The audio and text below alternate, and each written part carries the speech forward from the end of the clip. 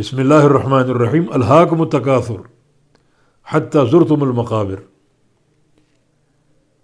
تمہیں اس کثرت کی طلب نے، مال کی کثرت، اولاد کی کثرت، اس طلب نے تمہیں غافل کر دیا قبر سے، آخرت سے، حتیٰ کہ ایک وقت ہے اسی غفلت میں تم قبر میں پہنچ گئے. اچانک موت آ گئی، اپنے پنجے گاڑ دی تمہارے سینے میں، اور خلاص سب ختم. دنیا سے ناطہ ٹوٹ گیا، مال دھرا کا دھرا رہ گیا، وہ رسا میں تقسیم ہو رہا ہے اور تم اس کا حساب دے رہے. تو یہ کثرت مال اور کثرت اولاد کی طلب جو ہے، اس میں فخر ایک دوسرے پر، اس دوڑ میں آگے بڑھنے کی کوشش،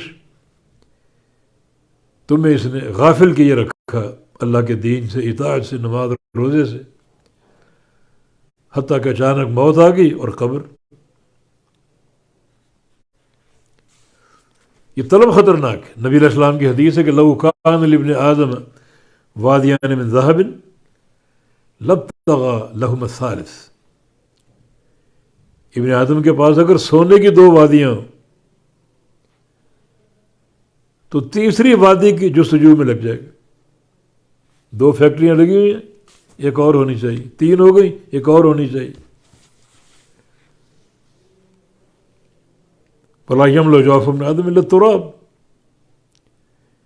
ابن آدم، اے انسان، تیرے پیٹ کو قبر کی مٹی بھرے گی. اچانک پہنچ گیا قبر میں،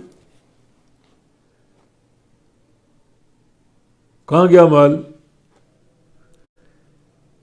جس کے لیے بڑھ چڑھ کر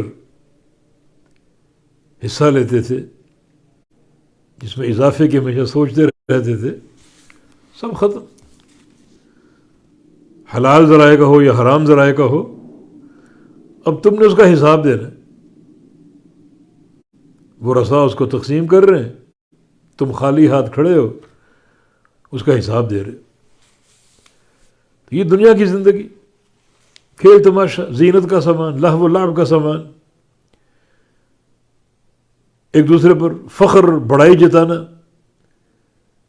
مال و اولاد کی کثرت میں لگے رہنا، ایک دوسرے سے سبقت لے جانا.